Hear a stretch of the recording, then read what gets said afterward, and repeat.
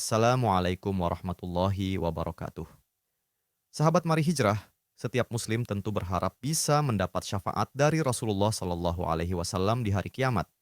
Tapi, apakah semua umat beliau akan mendapatkannya? Dalam sebuah hadis, Rasulullah bersabda bahwa syafaat beliau diberikan kepada umatnya yang tidak mempersekutukan Allah dan menjaga imannya hingga akhir hayat.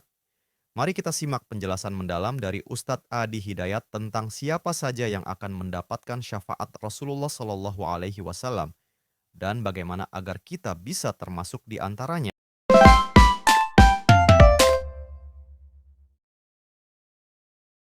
Bismillahirrahmanirrahim.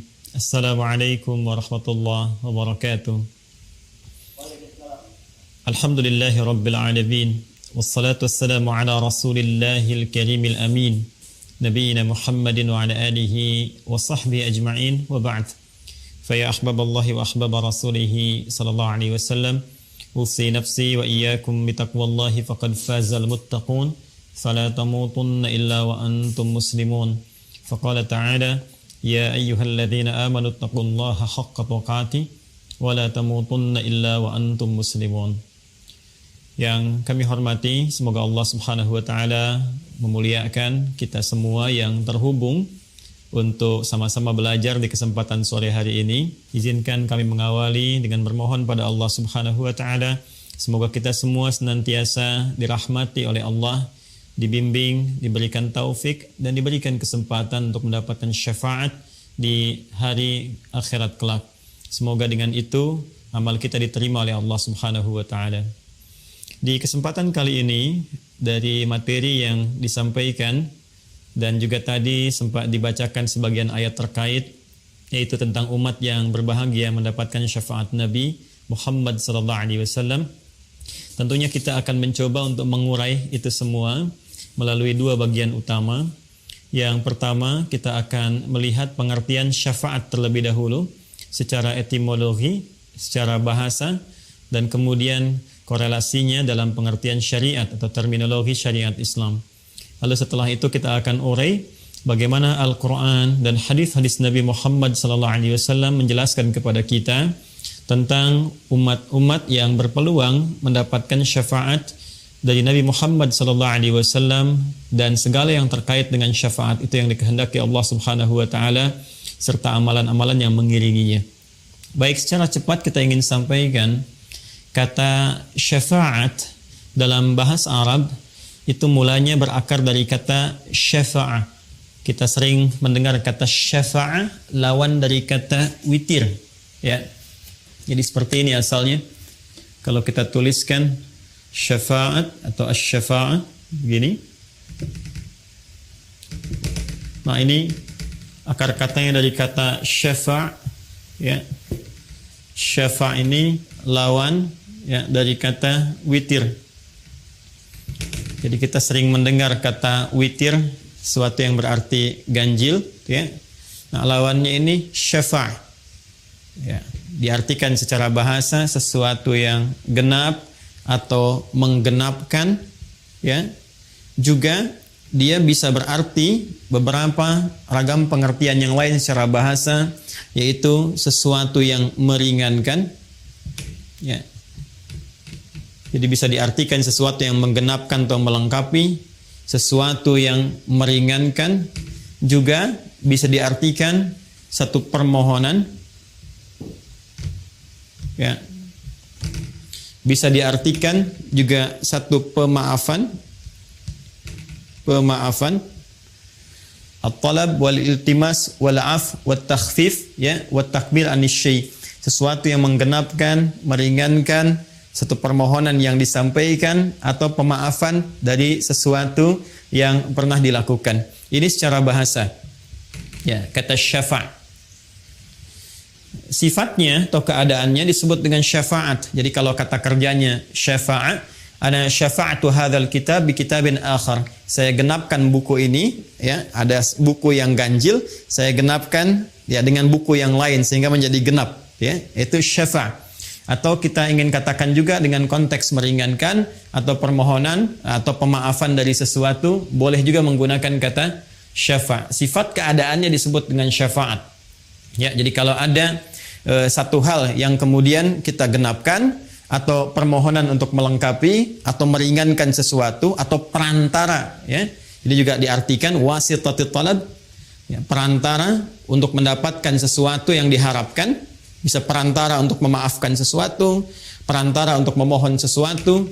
Nah, ini juga masuk dalam pengertian kata syafaat dari kata syafa' secara kebahasaan, secara etimologi. Dalam pengertian terminologi atau syariat Islam, bila disebutkan kata syafaat dalam pengertian istilah atau terminologi atau istilah dalam fikih Islam, maka hal ini menunjuk kepada makna yang serupa walaupun mungkin ungkapannya berbeda-beda. Ya, sekali lagi menunjuk kepada makna yang serupa walaupun ungkapannya berbeda-beda dan tidak jauh dari pengertian-pengertian bahasa yang tadi telah disampaikan. Tidak disebutkan syafaat, ya, kecuali ini permohonan, ya, untuk bisa mendapatkan pemaafan atau ampunan dari Allah Subhanahu wa taala yang meringankan, ya, seluruh dosa-dosa atau bahkan menghapuskannya ketika kembali kepada Allah Subhanahu wa taala. Pemberian Allah yang berupa pemaafan, berupa ampunan, berupa perlindungan dari kesalahan-kesalahan yang dilakukan oleh seorang hamba seakan-akan menggenapkan karunia dan rahmat yang dianugerahkan kepada hamba itu. Karena itulah syafaat disebut dengan syafaat karena pada hakikatnya dia menggenapkan rahmat Allah yang diberikan pada seorang hamba. Kemudian dalam saat yang bersamaan, syafaat juga merupakan perantara bagi seorang hamba untuk meringankan dosa-dosanya, untuk memaafkan kesalahannya, sebagai permohonan pengajuan rahmat dan ampunan kepada Allah Subhanahu wa taala. Nah, bila kita telah dapati pengertian ini, sekarang persoalannya siapa yang mendapatkan syafaat itu? Dari mana syafaat itu berasal? Dan bagaimana kita bisa mendapatinya? Ini yang menjadi concern pembahasan kita dalam kesempatan saat ini. Dan sebelumnya tentu kita akan mengakui bahwa, mohon maaf, setiap hamba Allah itu pasti berpeluang melakukan kesalahan. Tidak ada hamba Allah yang tidak punya salah. Ingat ya, sepanjang manusia dan dia bukan nabi, bukan rasul yang punya sifat maksum. Nabi, rasul punya sifat maksum, terjaga dari kesalahan. Kita bukan nabi, bukan rasul. Itu pasti tidak akan lepas dari kesalahan.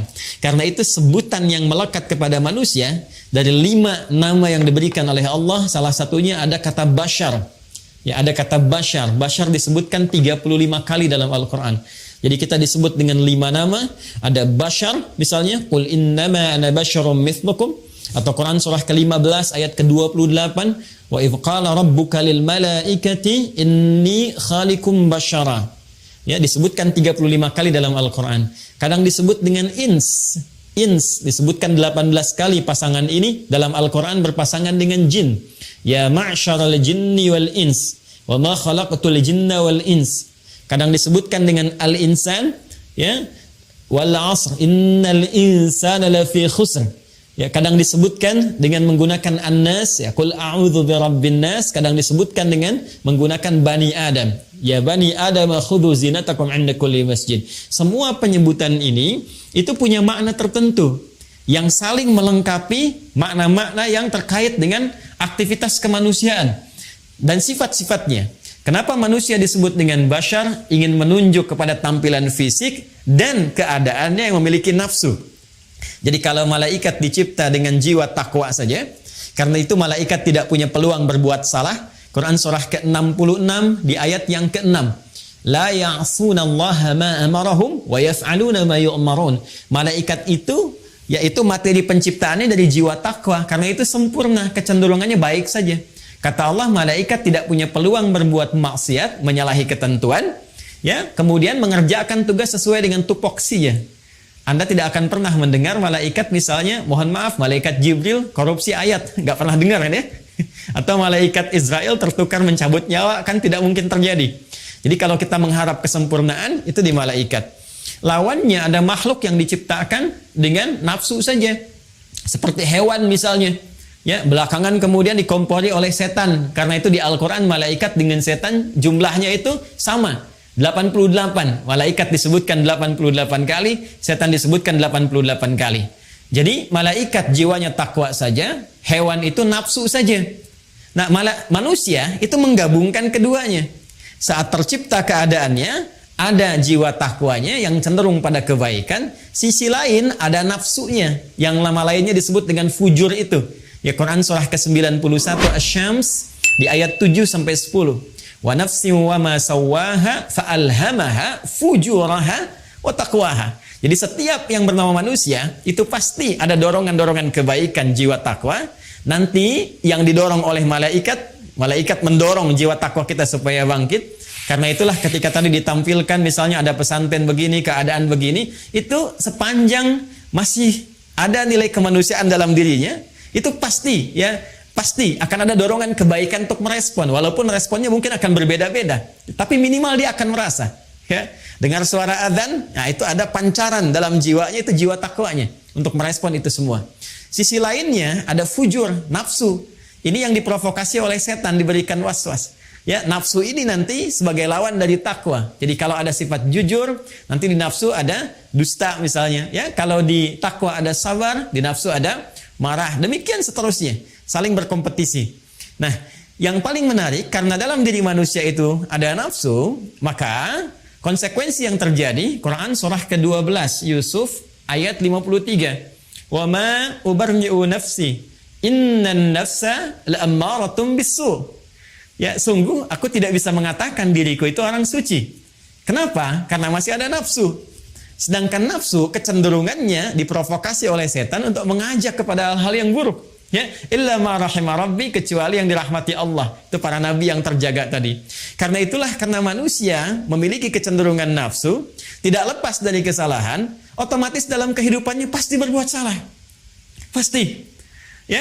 Nah, ketika kita datang ke dunia ini, kemudian kembali kepada Allah Subhanahu wa Ta'ala setelah berpetualang, mencari bekal, berkehidupan, dimanapun kita beraktivitas, pasti ada jejak-jejak kehidupan yang pernah ditapaki oleh sifat takwa, melahirkan kebaikan, itu yang disebut dengan amal saleh. Sisi lain, ada jejak-jejak hitam yang ternoda, yang disebut amal salah itu, yang bersumber dari nafsu. Sekarang siapa yang bisa memastikan saat ini, pada diri kita semua, bahwa kebaikan kita, kesolehan kita itu lebih besar dibandingkan kesalahan kita? Siapa di antara kita yang bisa memastikan bahwa dalam hidup ini salahnya sedikit atau nggak punya salah sama sekali? Sampai sore ini saja jam 4:05 dari pagi kita bangun sampai sekarang, berapa kali, saya tidak katakan kita, mata ini melihat yang salah berapa kali? Lihat handphone, ya, ternyata ada gambar yang tidak pantas, ada video yang tidak elok untuk dilihat, itu baru mata. Berapa kali pikiran kita berbuat keliru berpikir sampai dengan detik ini? Berapa kali telinga mendengar yang keliru? Ya, sampai ke ujung kaki. Kalikan berapa tahun kita menjalani kehidupan, berapa bulan, berapa hari terbayang, dan dalam saat yang bersamaan kita masih mengharapkan surga. Saat bersamaan kita bisa mengharapkan rahmat Allah Subhanahu wa Ta'ala. Nah, dalam rahmat itulah sebelum kita bertanya kepada Allah, Allah memberikan jawaban. Dengan sifat rahmannya, dengan sifat rahimnya, ada peluang-peluang hamba Allah. Sekalipun boleh jadi pernah melakukan kesalahan-kesalahan di muka bumi, atas rahmat Allah tertentu, maka diturunkanlah satu penggenapan dari amalannya yang dengan itu bisa meringankan dosa-dosanya atau bahkan menghapuskannya, memaafkan kesalahannya, dan menjadi perantara untuk mendapatkan rahmat yang terbaik. Itulah yang disebut dengan syafaat. Dan dari sini kemudian di Quran surah Az-Zumar, ya, surah ke-39 di ayat yang ke-44. Ya, Quran surah ke-39. Di ayat yang ke-44 Allah menyampaikan, qulillahu syafa'atu jami'a. Ya, qulillahu syafa'atu jami'a. Allah minta kepada Nabi Muhammad SAW untuk memviralkan. Ya, di bahasa orang sekarang, ya, untuk memviralkan kepada semua umatnya, terus berkelanjutan di setiap generasi, bahwa hey, jangan bersedih, jangan putus asa, karena dari sekian banyak hal yang kita lalui dalam kehidupan, saat berpulang kepada Allah, setiap hamba punya kesempatan untuk meraih penggenapan rahmat dari Allah Subhanahu wa taala yang bisa meringankan bahkan menghapuskan dosa-dosanya, kesalahan-kesalahannya, sehingga dengan itu mendapati rahmat Allah Subhanahu wa taala. Apa kata Allah? Qul, katakan Muhammad sallallahu alaihi wasallam, qulillahu ya asy-syafa'atu jami'ah. Masya Allah. Katakan Muhammad sallallahu alaihi wasallam, milik Allah lah. Ini ya. Milik Allah lah asy-syafa'ah. Ini syafaat. Kalau kita kembalikan ke arti tadi, milik Allah lah syafaat. Segala perantara yang dapat meringankan, ya, yang dapat menghapuskan kesalahan-kesalahan, dosa-dosa, permohonan untuk mendapatkan rahmat, penggenapan semua anugerah dari Allah Subhanahu wa taala. Katakan Muhammad, semua bentuk ini, semua dalam bahasa Arab, semua hal yang terkait dengan satu hal tertentu, semuanya bersifat holistik, komprehensif, itu bahasa Arabnya jami' namanya. Ya. Man ittasala fi hadzal silk al-YouTube fi hadzal masa jami'an. Saya ingin katakan semua yang terhubung lewat channel YouTube di kesempatan sore hari ini, semua Anda, mencakup Anda, ya, dengan status sosial apapun, itu bahasa Arabnya menggunakan kata jami'an. Ya, kata Allah, kalau ada peluang syafaat dalam bentuk apapun, saat kita kembali kepada Allah Subhanahu wa taala, khususnya di akhirat nanti, itu semua milik Allah, kembali kepada Allah Subhanahu wa taala. Ya, bahkan nanti Allah menantang dan menegaskan di Quran surah Az-Zukhruf tadi yang dibacakan di ayat ke-86-nya tadi, ya, oleh qari kita. Ya, maka ditanya kan, ya, siapa yang bisa mendapatkan dan memiliki syafaat selain Allah Subhanahu wa taala?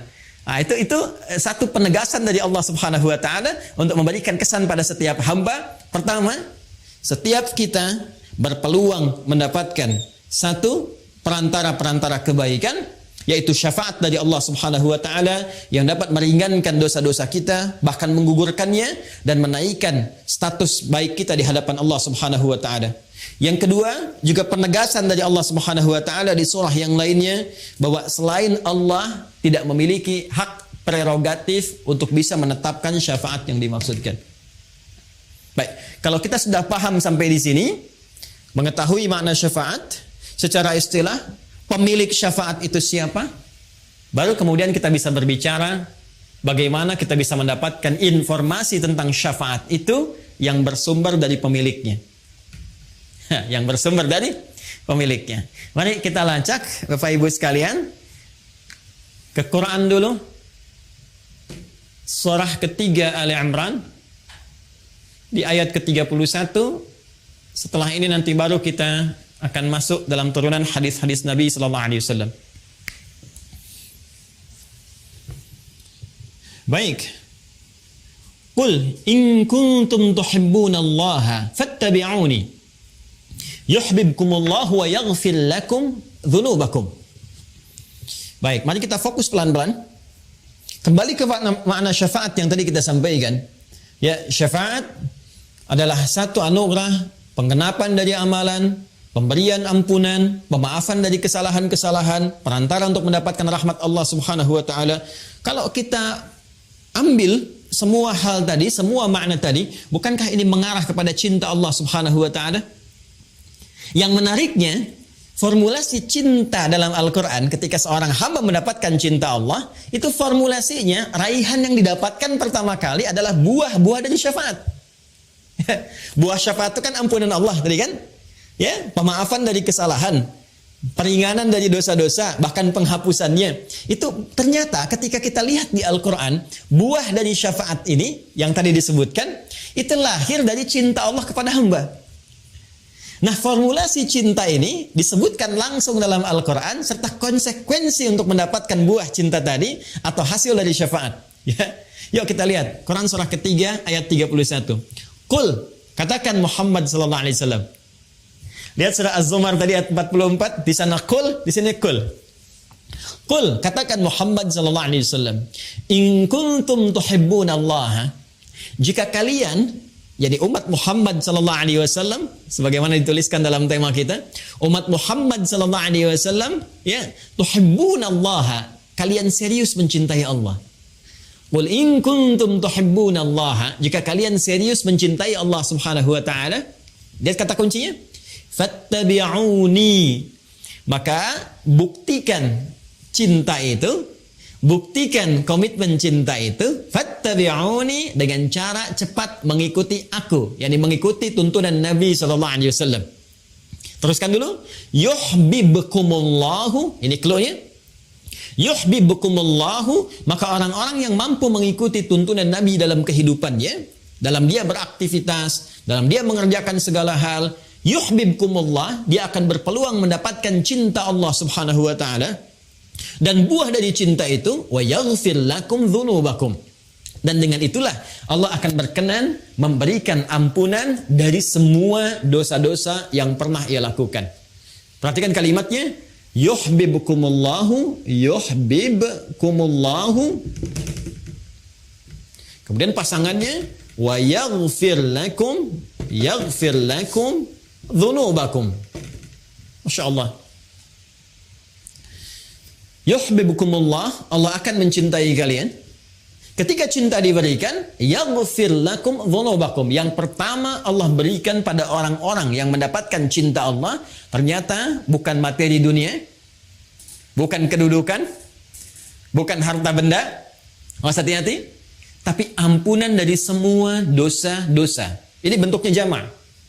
Dzambun itu bentuk tunggalnya, dzunubun bentuk jamaknya. Ketika Allah mencintai seorang hamba, kata Allah yang pertama diberikan ampunan dari semua dosa-dosanya. Bukankah ampunan dari segala dosa itu adalah buah dari syafaat? Ya?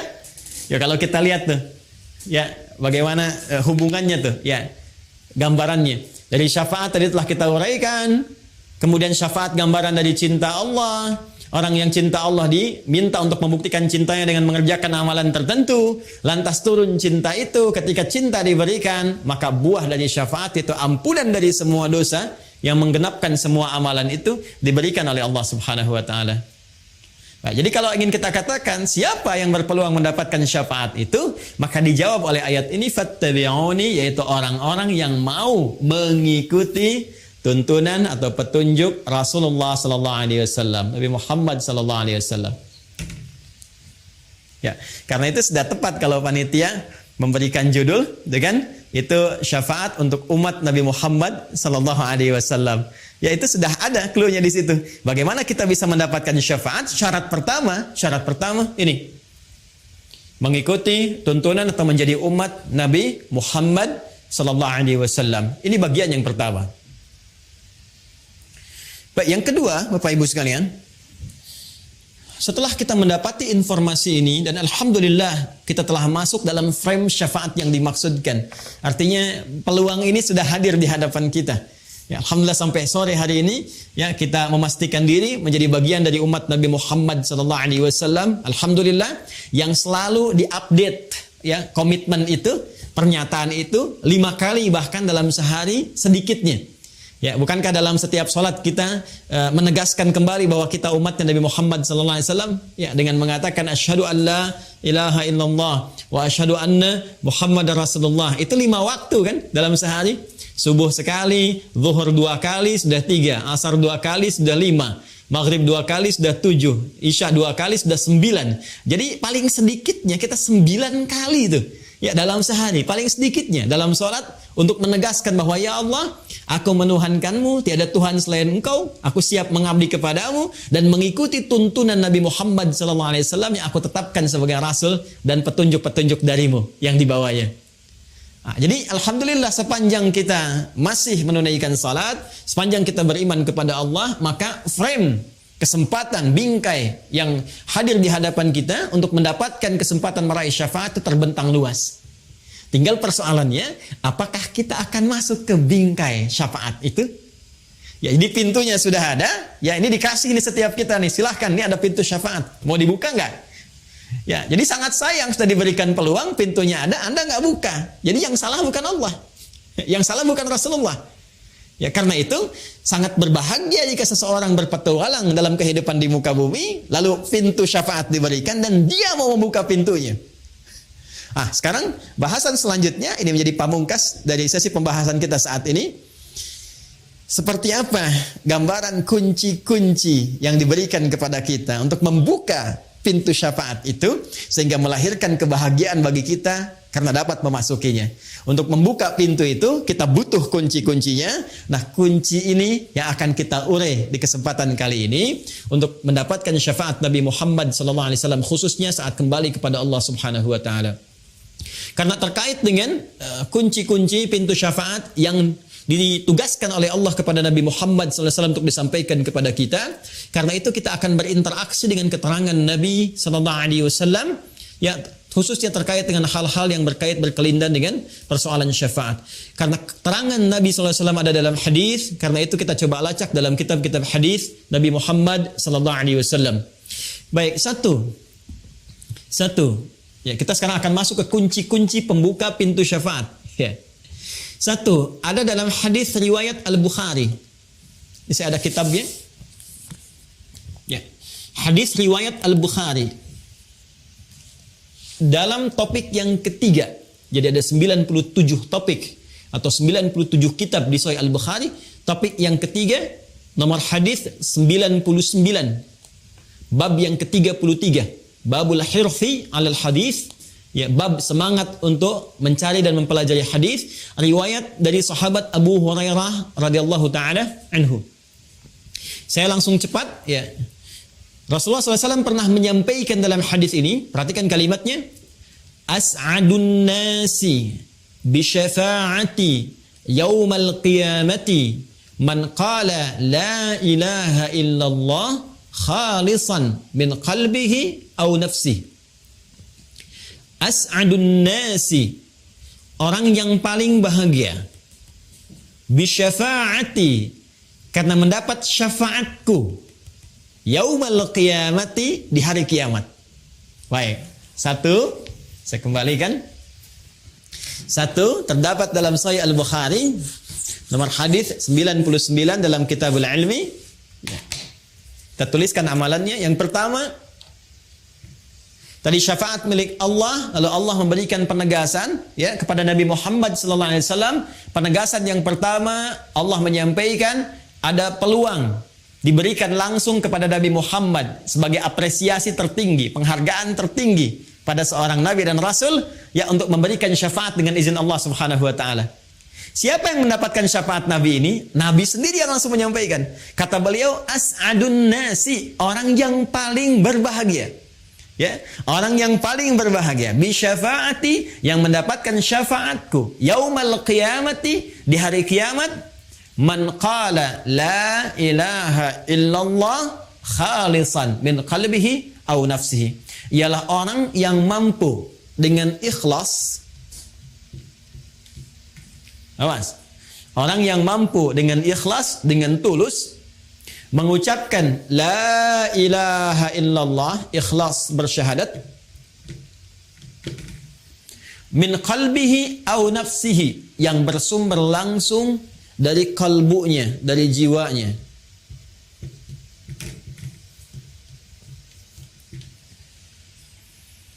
Ini kunci syafaat yang pertama, Bapak Ibu sekalian. Kunci syafaat yang pertama, kalau kita ingin buka pintu syafaat ini, yang utama ini. Ya, yang utama ini. Sampai-sampai di hadis lain Nabi mengatakan, man qala la ilaha illallah fi akhir hayati dakhala al-jannah. Kata Nabi, kalau ada orang yang benar-benar bisa mengucapkan kalimat la ilaha illallah di akhir hidupnya sebelum ia wafat, kata Nabi, ia menggenggam surga. Dakhala al-jannah, ia berpotensi besar masuk surga. Ya. Nah, itu tidak mudah. Itu tidak mudah. Nah, kuncinya di mana? Ini kalimat nabinya.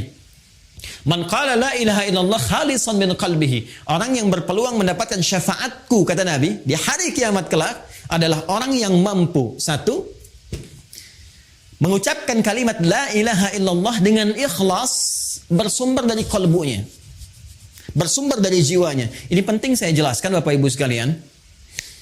Bagaimana ciri seseorang yang mengucapkan syahadat bersumber dari jiwanya? Karena setiap muslim, tadi saya katakan, itu berpotensi mengucapkan kalimat syahadat. Artinya semua orang berpeluang mendapatkan syafaat. Tapi tidak semua yang mengucapkan syahadat di lisannya itu bisa bersumber dari hatinya. Bahkan nanti turun Quran surah ke-49. Quran surah 49 di ayat yang ke-14. Jadi ada orang-orang, sekelompok orang Arab Baduy datang kepada Rasulullah ingin mengatakan, "Ya Rasulullah, kami telah beriman, kami telah mengimplementasikan syahadat di lisan sampai masuk ke dalam qalbu." Turun jawaban. Ya, turun ayat ini mengatakan, qalatil a'rabu amanna. Orang Arab Baduy berkata, datang kepadamu, kami telah beriman dengan benar. Kata Allah, qul lam tu'minu. Katakan Muhammad SAW, kalian belum serius imannya. Walakin qulu aslamna walamma yadkhulul imanu fi qulubikum. Tapi cukup katakan dulu, kalian baru masuk Islam. Bukankah syarat masuk Islam pertama mengucapkan dengan lisan? Asyhadu an la ilaha illallah, kalimat ini. Asyhadu an la ilaha illallah wa asyhadu anna Muhammadar Rasulullah. Itu kan di lisan. Ketika diucapkan di lisan, sah dia sebagai muslim. Tapi persoalannya, apakah kalimat tadi yang disampaikan di lisan mengalir ke dalam jiwa kita? Ke hati kita? Ya, ini ada perbedaannya. Kata Al-Quran langsung ditegaskan, jika syahadat yang diucapkan itu mengalir sampai kepada kejiwanya, ya, maka ini akan melahirkan satu getaran dalam jiwanya, berbentuk sebuah keyakinan tanpa ragu terhadap apa yang ia yakini, yang ia peluk, yaitu Islam. Ya, keyakinan tanpa ragu itulah yang disebut dengan iman namanya. Orangnya disebut dengan mukmin namanya. Nah, ciri-ciri orang yang punya iman, yang bernama mukmin itu, ini punya cirinya. Ketika syahadatnya sampai ke dalam jiwanya, kemudian masuk ke dalam jiwa takwanya, yang tadi saya sebutkan di awal, dia menjadi mukmin, bukan sekedar muslim. Ya, dia punya iman, keyakinan tanpa ragu dalam jiwanya, maka getaran keimanan ini itu akan menjadi cahaya yang memberikan bimbingan kepada setiap anggota tubuhnya untuk melakukan perbuatan sesuai dengan bimbingan imannya. Perbuatan dalam bahasa Arab disebut dengan amal. Bimbingan iman yang mengiringi perbuatan itu yang ditetapkan, disetujui oleh Allah, dianggap baik oleh Allah, disebut dengan salih namanya. Maka muncullah di sini istilah amal saleh. Amal saleh. Karena itu setiap kita menemukan kalimat iman dalam Al-Quran, itu seringkali diiringi dengan kata amal saleh. Sekarang tiba waktu asar kan? Tadi kan kita salat asar ya? Sekarang surah Al-Asr, lihat ayat surah ke-103. Wal asr. Ya, wal asr. Aku bersumpah, kata Allah, demi kesempatan waktu yang diberikan pada setiap hamba. Asar itu bukan sore. Asar itu setiap kesempatan yang diberikan oleh Allah kepada kita untuk beraktivitas. Innal insana lafi khusr. Setiap manusia itu berpeluang rugi karena tak mampu menggunakan kesempatan yang aku berikan, kata Allah, untuk meniti aktivitas yang baik. Illal ladzina amanu, kecuali orang-orang yang menjadikan waktu tadi sebagai momentum untuk mengkreasikan dengan imannya. Illal ladzina amanu, disebut iman dulu. Lalu setelah dia punya iman, apa dampaknya? Wa amilus salihat. Iman itu akan membimbing dia untuk mengerjakan semua perbuatan-perbuatan baik.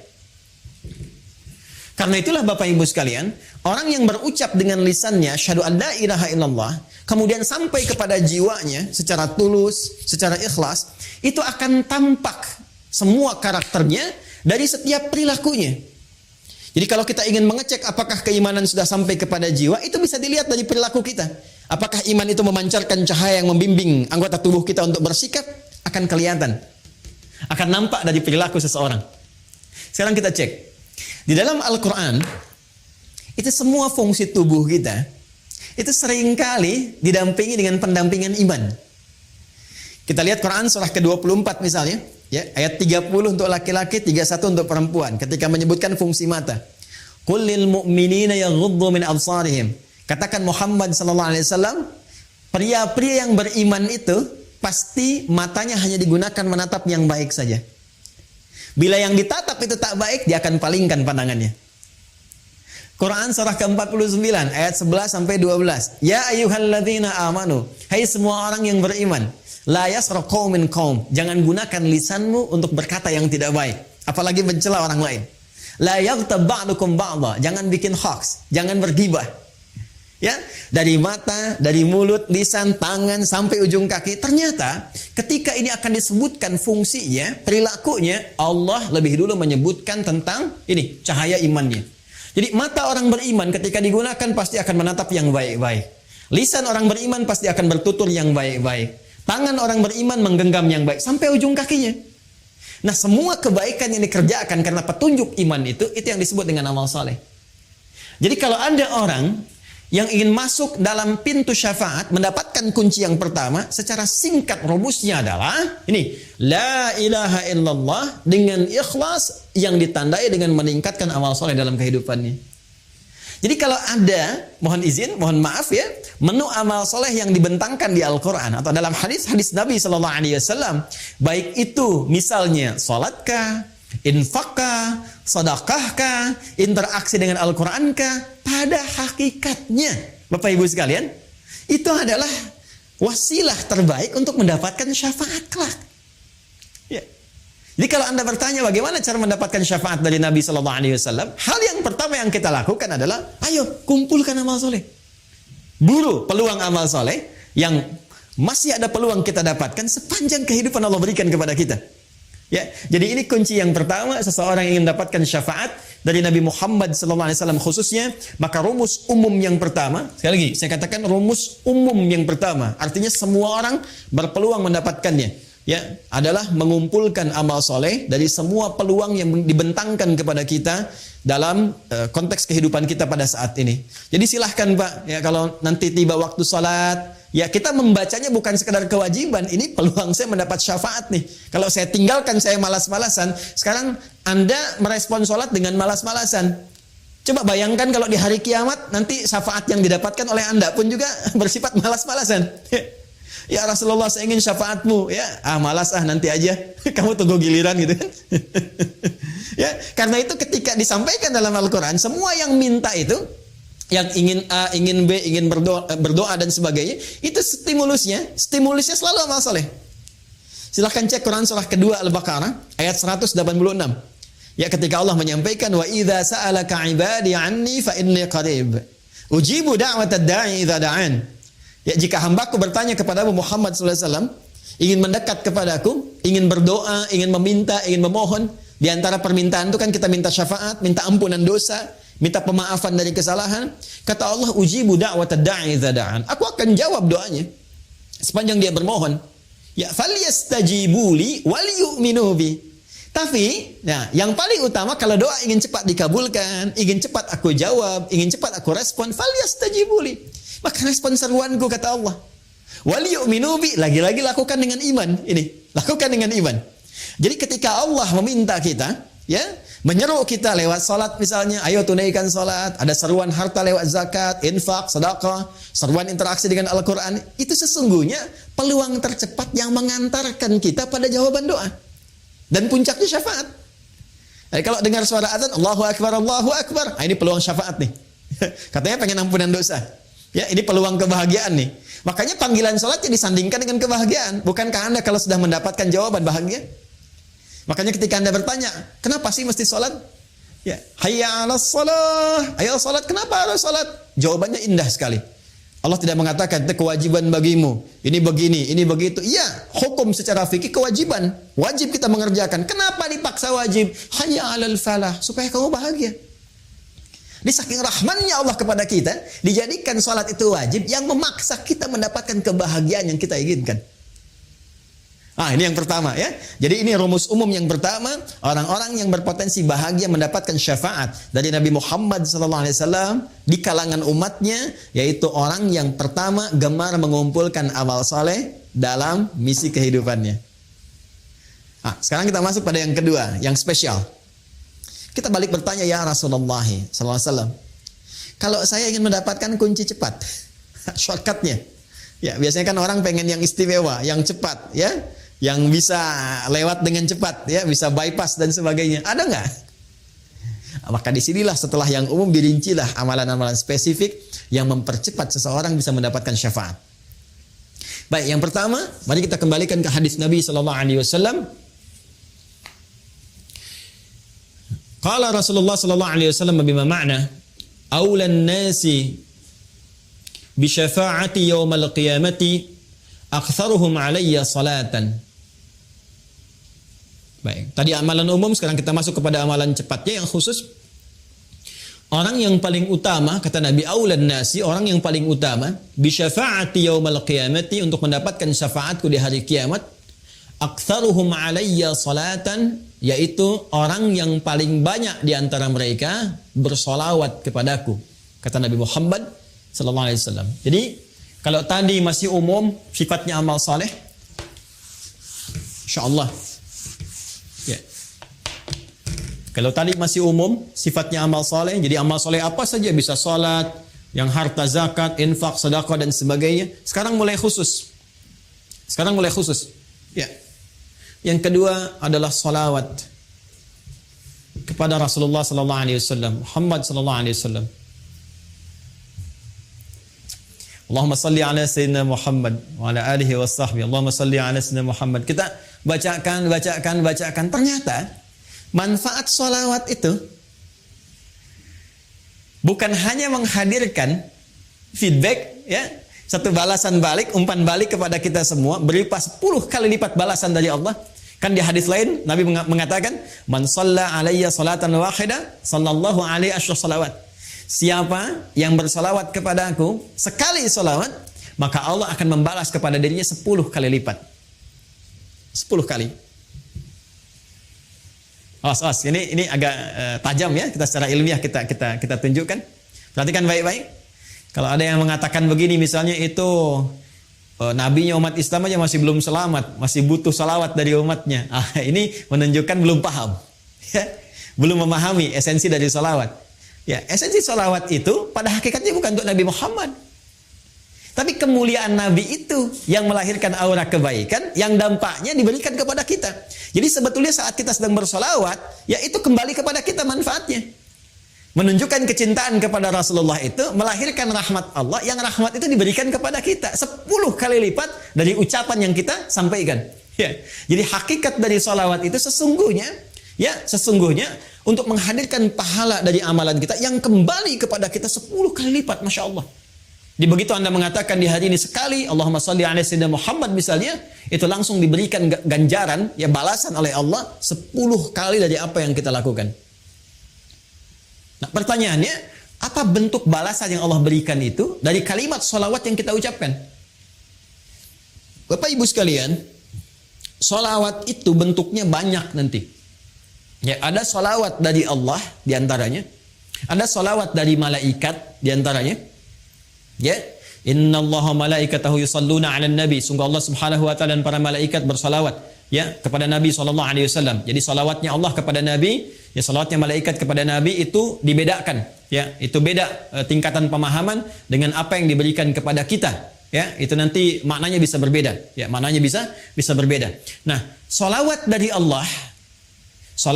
Allah yang diberikan kepada setiap hamba secara umum. Ya, secara umum itu kita temukan di Quran surah kedua di ayat 157. Baik. Ulaika alaihim salawatum mir rabbihim wa rahmah wa ulaika humul muhtadun. Ada golongan-golongan yang mendapat ujian dari Allah, kemudian mereka bersabar dan mereka mendapat salawat dari Allah. Nah, sekarang apa pengertian salawat dari Allah itu? Langsung ditafsir dengan ayat Al-Quran. Perhatikan kalimatnya, dijelaskan oleh Allah, ulaika alaihim salawatum mir rabbihim, mereka itulah orang-orang yang mendapatkan salawat dari Allah Subhanahu wa taala, wa rahmah, dan rahmat. Jadi bentuk salawat yang pertama itu bisa berupa rahmat. Sedangkan puncak rahmat itu, puncaknya itu ampunan Allah. Ya. Puncak dari rahmat Allah yang diberikan kepada hamba itu ampunan dari semua dosa. Masih ingat Bapak Ibu, tadi di awal saya katakan, ya, surah tentang syafaat itu yang punya Allah, bukankah di surat Az-Zumar di ayat 44 itu? Sekarang perhatikan Quran di surat yang sama, Quran surah ke-39 di ayat ke-53. Ayat ini turun merespon tentang seorang yang telah melakukan dosa besar, yang dia merasa putus asa. Oh, ini saya dapat nggak ampunan dari Allah nih? Diampuni nggak dosa ini nih? Dosa saya terlalu besar ini, terlalu banyak kesalahan yang saya perbuat. Tiba kemudian datang kepada Rasulullah turun ayat ini. Qul ya ibadiyalladzina asrafu ala anfusihim. Katakan Muhammad sallallahu alaihi wasallam kepada hambaku yang merasa israf. Mereka berbuat kesalahan yang sudah banyak dilakukan. matanya, lisannya, telinganya, tubuhnya banyak berbuat maksiat dalam kehidupan. La taqnatu min rahmatillah. Jangan putus asa untuk mendapatkan rahmat Allah Subhanahu wa taala. Innallaha yaghfiru dzunuba jami'a. Kalau Allah sudah berikan rahmatnya, maka Allah ampuni semua dosa-dosa yang melekat pada hambanya. Jadi puncak ampunan Allah kepada seorang hamba yang berbuat banyak maksiat dan dia mau kembali kepada Allah adalah apa yang diberikan berupa ampunan total yang disebut dengan rahmat. Ya, sehingga ada yang mengartikan salawat dari Allah itu sifatnya ampunan, maghfirah, dan puncak dari maghfirah adalah rahmat. Ya, sedangkan rahmat itu disatukan dalam konsep salawatullah, salawat dari Allah. Quran surah kedua ayat 157. Ulaika alaihim salawatun rabbihim wa rahmah. Ya, sedangkan untuk mendapatkan salawat Allah ini cara cepatnya, shortcutnya kata Nabi, salawat pada Rasulullah. Ya.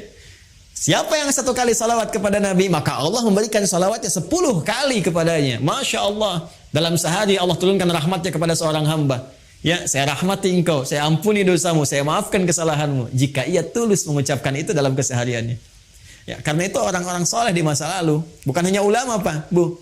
Ya, bukan hanya ulama, sampai ke level-level pemimpin. Ya, itu ada level pemimpin di masa era Turki Utsmani itu yang sehari itu bisa ribuan salawat kepada Nabi. Ya, Allahumma shalli ala sayyidina Muhammad, Allahumma shalli ala sayyidina Muhammad di sela-sela yang senggang. Ya, Anda sambil kerjakan tugas, sambil bekerja yang kira-kira waktunya luang, perbanyak sholawat, sambil nunggu misalnya waktu sholat, perbanyak sholawat. Ternyata di antara manfaatnya ini, berpeluang untuk mendekatkan kita meraih syafaat dari Rasulullah SAW.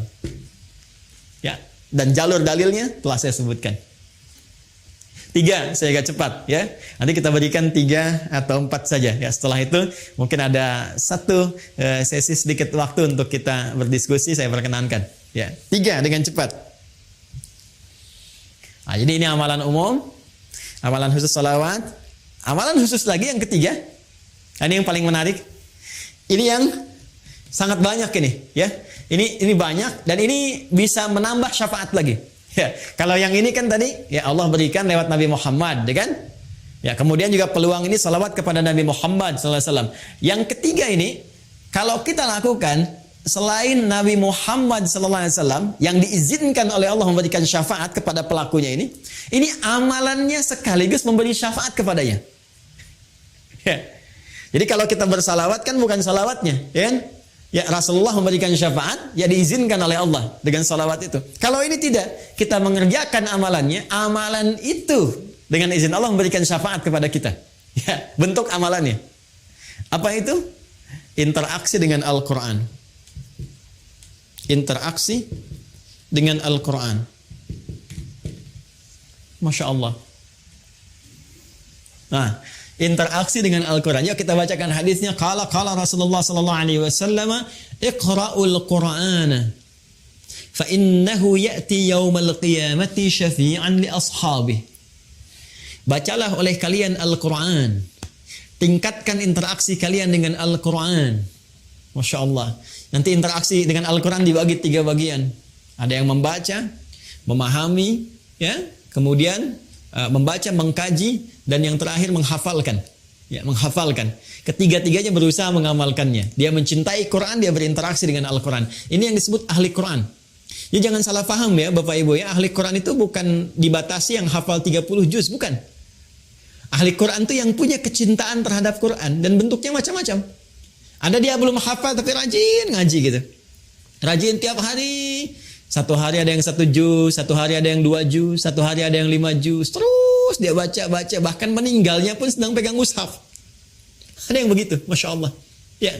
Ada lagi ahli Quran yang dia senang mengkaji. Hari ini aku ingin tahu makna surat Al-Duha. Besok aku ingin riset surat Al-Insyirah. Rajin dia. Kaji.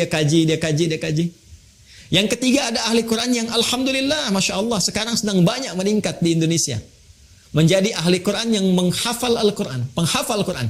Quranun yamshi, Quran yang berjalan di muka bumi. Ya. Dia menghafal, berinvestasi waktunya untuk mendekat kepada Allah lewat Al-Quran. Ternyata itu luar biasa. Kata Nabi, iqra'ul Qur'ana, berinteraksilah kalian dengan Al-Quran, minimal kalian perbanyak bacaan Al-Quran itu. Fa innahu ya'ti yaumal qiyamati syafi'an li ashabi. Karena sesungguhnya Al-Quran itu sendiri, akan datang di hari kiamat, ya, kemudian memberikan syafaat kepada sahabat-sahabatnya. Siapa sahabat Al-Quran itu? Tadi yang saya sebutkan. Sahabat itu kan dari kata sahibah, sesuatu yang dekat, lekat. Orang yang lekat, cinta dengan Al-Quran, gak mau pisah dengan Al-Quran. Tiap hari kalau gak baca hatinya gersang, gelisah. Kalau dia gak ngaji, gak enak perasaan, ada yang hilang. Ya kan? Kalau dia gak murajaah, ada yang gak enak. Itu yang seperti itu, Qurannya nanti, ya itu akan jadi syafaat bagi dia di hari kiamat. Bahkan hadis tentang ini begitu rinci. Kalau kita lihat di At-Tirmidzi misalnya, ya di At-Tirmidzi hadisnya lebih jelas sekali. Ya ketika nanti akan dihisab di hari kiamat, itu selain diberikan pahala yang sangat luar biasa, satu hurufnya 10, man qara'a harfan min kitabillahi falahu asyru hasanat, siapa yang membaca satu huruf di kitabullah itu, di Al-Quran, dibalas dengan 10 kebaikan. Ya, langsung. Nanti saat kembali kepada Allah, Qurannya berkata, Allahumma halli.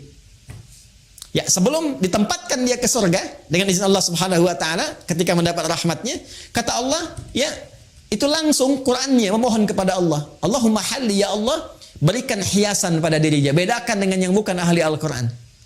Ya, maka dipakaikan kepadanya mahkota kehormatan, tajul karamah. Diberikan mahkota. Ya, kemudian diperintahkan orang tua atau fasilitator yang menjadikan dia senang dengan Al-Quran, yang sama-sama mendapat rahmat Allah, diberikan pula. Kemudian Al-Qurannya berkata, ya Allah tambahkan lagi kepadanya. Ya, tambahkan kepada yang ahli Quran tadi, bedakan dengan fasilitator. Fayulbasu ilaihi libasal karamah, maka dipakaikan jubah kehormatan. Jadi dia pakai mahkota kehormatan, pakai jubah kehormatan, dan dahsyatnya ketika akan masuk ke dalam surga setelah mendapatkan syafaat tadi yang Allah izinkan, itu turun langsung ayat menyampaikan. Di Quran surah ke-13 Ar-Ra'd ayat 23 sampai 24. Itu diparadekan, disambut oleh semua para malaikat di depan pintu surga. Jannatu 'adnin yadkhulunaha wa man salaha min abaihim wa azwajihim wa dhurriyyatihim wal malaikatu yadkhuluna 'alaihim min kulli bab. Salamun 'alaikum bima sabartum fa ni'ma 'uqbaddar. Fa ni'ma 'uqbaddar. Ya, kata Allah, ada nanti golongan sekeluarga besar, sekelompok akan masuk surga dari surga Aden. Kemudian disambut oleh para malaikat di depan pintu surga. Mereka melewati. Kata malaikat, selamat ya, kalian telah sabar berjuang untuk mendapatkan kemuliaan ini. Sekarang silahkan nikmati tempat terindah yang paling nikmat yang belum pernah dijamah oleh siapapun dari makhluk Allah subhanahu wa ta'ala. Ahli Quran. Ahli Quran. Ya, bahkan nanti di hadis lain.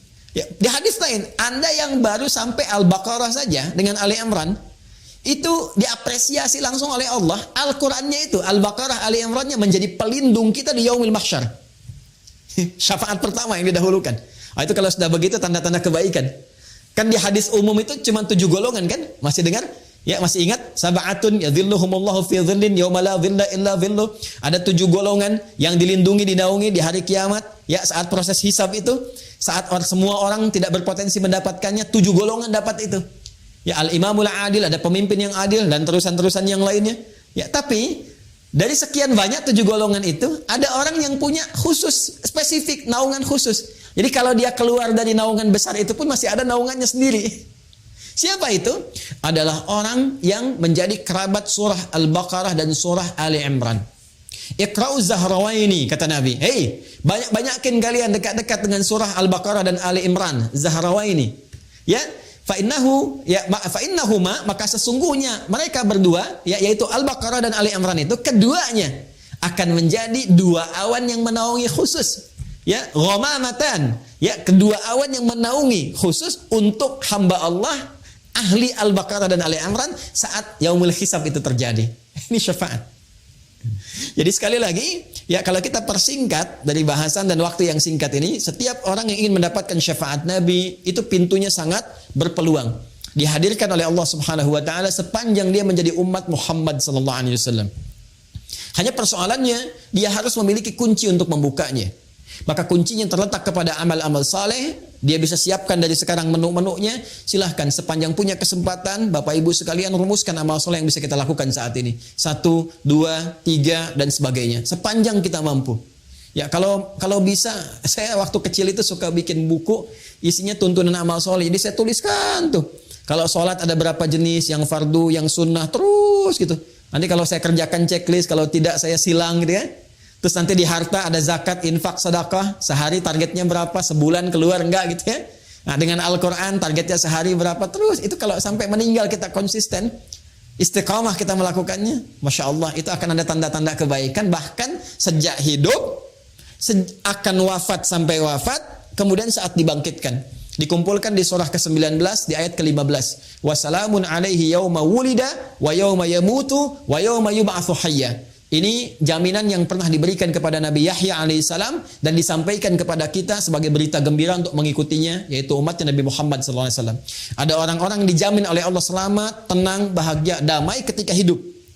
Ya, hidupnya penuh dengan ketenangan, kedamaian. Ketika meninggal tenang juga. Bahkan panggilannya ya ayyatuhan nafsul mutmainnah. Quran surah 89 ayat 27 sampai 30. Di alam kuburnya dijamin kebaikan. Ali Imran ayat 169 sampai 171. Saat pulang pun ke akhirat mendapatkan keselamatan. Wa yauma yub'atsu hayya, dengan syafaat yang Allah berikan. Sekarang tinggal pilih, silahkan. Ya, yang ada peluang dengan Al-Quran, mulai sekarang bikin menu Al-Quran. Ya, ada peluang dengan solawat. Wah, ini selalu punya peluang, kita banyakin solawat. Ada peluang dengan harta benda. Tadi juga sudah banyak ditawarkan amalan. Ya, boleh jadi ditampakkan di hadapan kita untuk menyentuh. Barangkali ada sebagian dari rezeki yang Allah titipkan untuk bisa menyambut amalan-amalan itu semua. Ya, saya kira itu yang bisa saya antarkan. Ini baru mukaddimah sebetulnya. Baru mukaddimah karena kita hanya mengemas dalam kurang lebih 1 jam. Ini gambaran umumnya seperti ini. Kalau nanti ingin masuk ke detil-detilnya, kita harus masuk ke dalam satu pembahasan yang lebih spesifik. Seperti sholat, apakah setiap orang sholat dijamin benar? Apakah setiap orang infak itu dijamin akan benar infaknya? Ya, nah, ini ada babnya tersendiri yang insya Allah mudah-mudahan di kesempatan lain bisa kita dalami. Masya Allah, begitu besar kasih sayang Rasulullah kepada umatnya. Namun, kasih sayang itu harus kita sambut dengan cinta dan ketaatan kepada sunnah beliau. Semoga Allah menjadikan kita termasuk umat yang dicintai dan mendapat syafaat Nabi Muhammad Sallallahu Alaihi Wasallam di hari akhir nanti. Jangan lupa like, share, dan subscribe agar semakin banyak saudara kita yang mendapat manfaat dari kajian ini. Wassalamualaikum warahmatullahi wabarakatuh.